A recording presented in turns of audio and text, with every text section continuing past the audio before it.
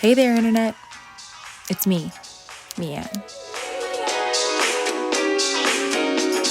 I've never used the internet as a diary. It took me years of writing for publishers to become comfortable writing about myself. But as I burrow deeper and deeper into the hole that is this year, I find myself wanting a form of digital diary. A place where I can romanticize the mundane, stow away my memories, maybe even explore the inner workings of my mind. So welcome to the vlog, a smattering of random days from October, shown to you in December. Hope you enjoy.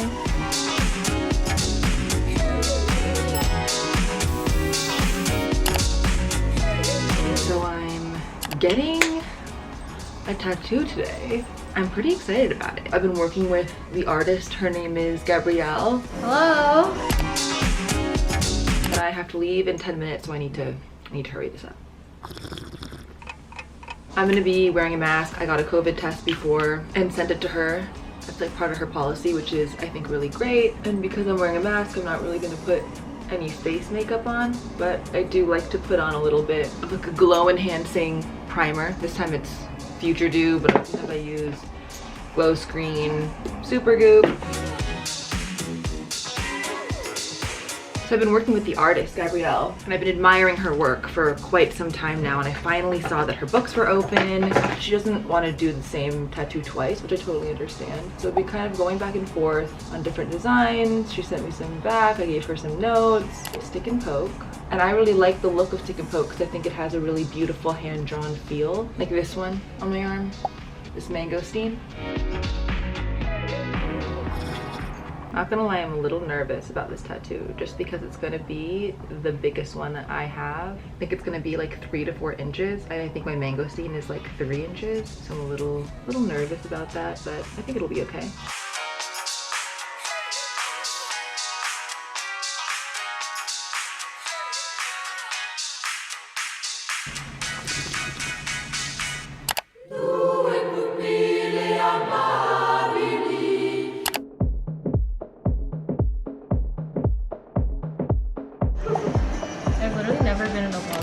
I mean, I've also never vlogged before until now.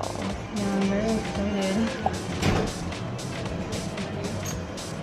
Can you come over here? I'm gonna like see how I want you to sit. Ready? Yes.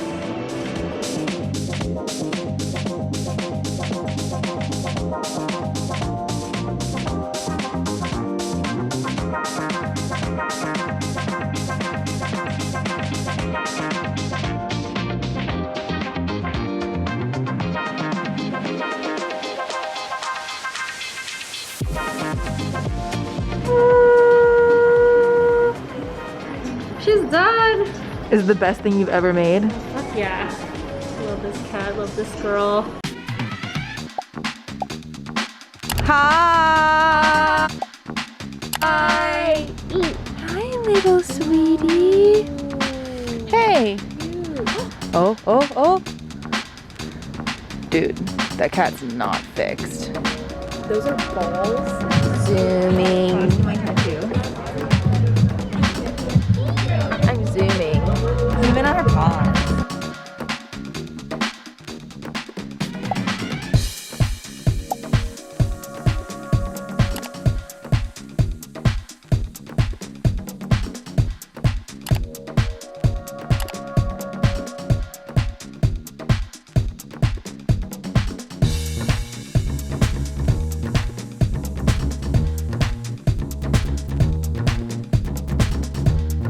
So, Ann, why did you wear this outfit today? Because we were going to Greenpoint and I wanted to look like Zoe Kravitz in High Fidelity.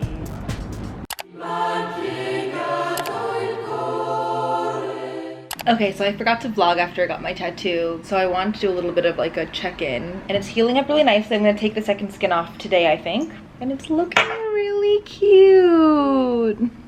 This is probably the first time that I've gotten a tattoo and really loved it from the get-go. Like for my other tattoos, I love them now, but There's also always a part of me right after the tattoo where I feel a little bit like, oh my god, like what did I just do? Like I put this thing on my body forever. Even though I knew going in that I wanted this tattoo design and I designed it myself, like this one was a custom tattoo as well. This little mangosteen, which is one of my favorite fruits. But this one, I loved it like right away. I put it purposefully here on my arm so that I can get another tattoo, a smaller tattoo here, and maybe another one over here down the line where I can kind of like complete this. For any of you guys who might be interested in getting a stick and poke tattoo, I highly recommend them. I love them. I love the hand-drawn look of them. Like if you look really closely, you can see the little dots, because stick and pokes is essentially tattooing with little dots manually versus a tattoo machine, which is the needle is going in and out at a rate that is so much faster than you could do with a hand. There are definitely some designs that lend themselves better to a machine tattoo versus a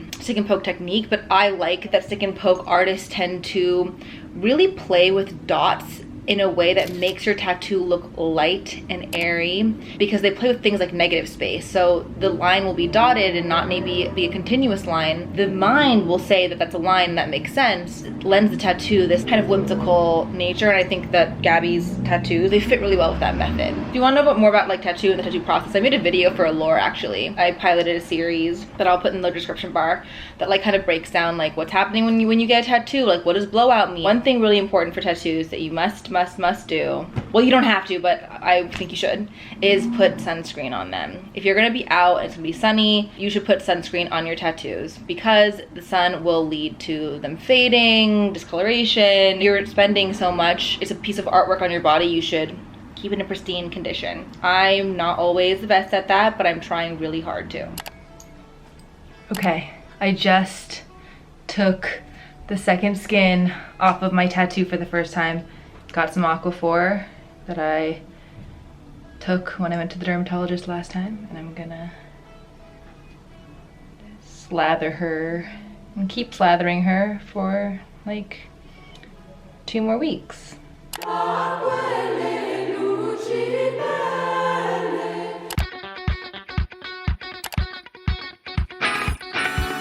What did you say about Malfoy's hair? The worst color job until like Goblet of Fire. That's when it started, what, getting less brassy? Yeah, more white, more like Malfoyish. And no purple shampoo? No purple shampoo. No silk pillow. Breakage City. So here's what we're working with hair-wise. I love it. It looks so good. Madison did an amazing job as per usual. So I am now in Chinatown, gonna pick up some pottery. I bought some pottery from this store called Wing on Woe & Co. They source a lot of amazing stuff there, so I'm gonna go there. I just want to tell everyone, if you're in New York, to please support Chinatown. The area is really struggling, so please do if you can.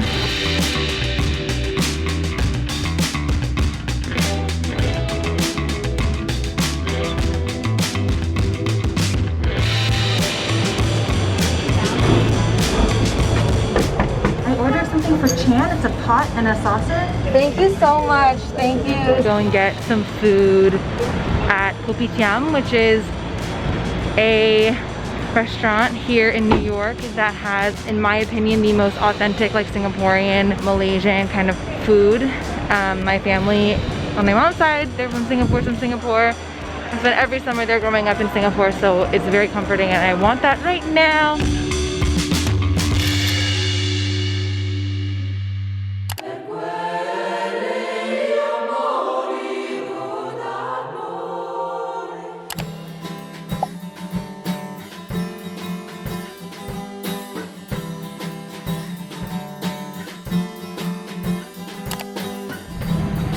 So I'm going on a little thought walk.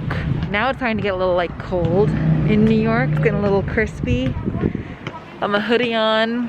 Just thinking about like everything the past few months has been, and it's been like so anxiety inducing, but at the same time I feel like I'm really finding a way to nest. I'm so happy at home now. My home used to be a really big cause of stress for me.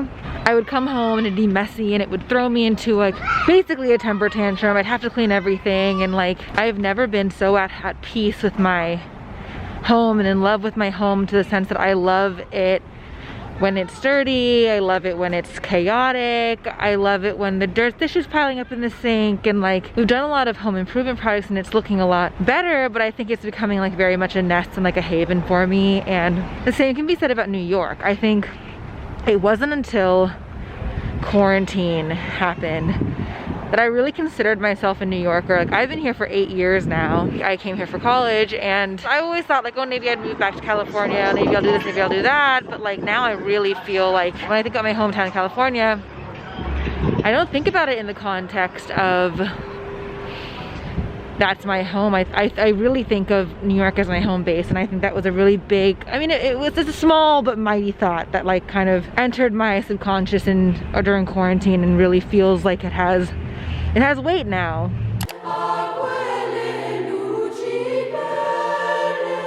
Hello. Tomorrow I am doing a stoop sale with some people that live in Brooklyn, selling some clothes, selling some homewares. I'm donating all of my proceeds to different charities. One is Bed-Stuy Restoration, and the other one is the LGBTQ Center in Brooklyn. So I'm really excited for it. I have a bunch of like COVID rules that I'm having everyone follow. There's only one person on the rack at a time. Hand sanitizer before you touch any of the shopping wares, keeping a distance, trying to keep everything cashless with just Venmo. But I think it'll be a really fun way to like engage with the community, with the Brooklyn community, and just like a fun activity for a good cause. So I'm making some signs now. I'm borrowing a rack from a friend. It's gonna be great.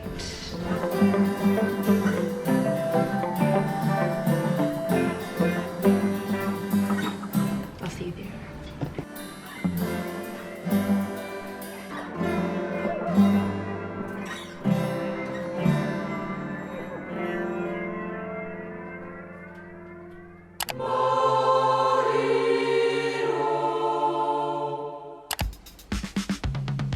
I'm just gonna put these in the oven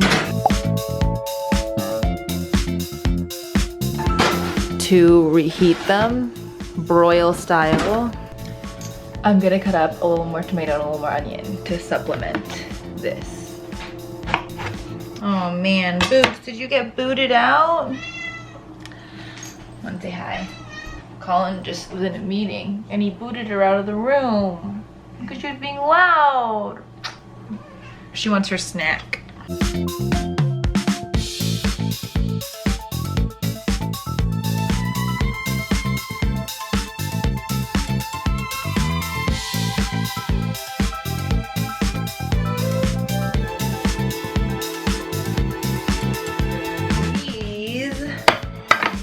These are naan breads that Collin made. I'm gonna use these for the falafels. What I like to do, get a spoon. Ugh, oh man, what did I do? This is the yogurt scallion sauce that I made earlier in the week. This is just like charred scallions that I charred in my cast iron. And then salt, pepper, a little bit of cumin, a little bit of lemon juice, a little bit of olive oil, a little bit of water to thin it out. Gives it a lot of flavor. Take the tahini sauce, give it a little drizzle. Here's the falafel.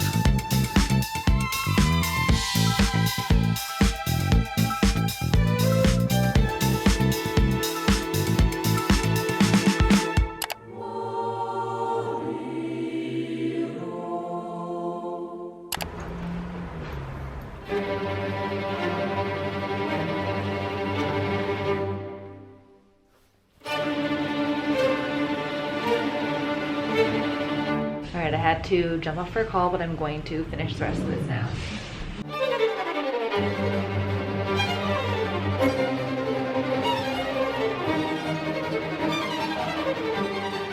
Let me give you a visual.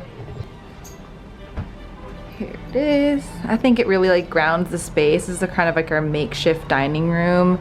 Like the couch is separating. I think it looks really good. Hello. I just ate. I am enjoying a bit of tea in this mug that I found on the street, which sounds gross, but someone was moving out obviously and they put it on their stoop and I washed it many times, so it's great. It's my new favorite mug. I don't really feel like I need to explain why I wanted to make a YouTube channel, but really, like, long story short is I've always made YouTube content for magazines. I hosted a show for Friday 29. In the back of my head I've always been like, yeah, one day I'll start like a YouTube channel of my own. I don't know, something inside me this past month was like, yeah, I'm gonna do it now. So here it is. I hope you guys like it. I don't want to like get the expectations too high because I want to upload at least once a month, but it's gonna be, I don't know, I have a lot of ideas and a hard time with execution, so cheers to that. See you later.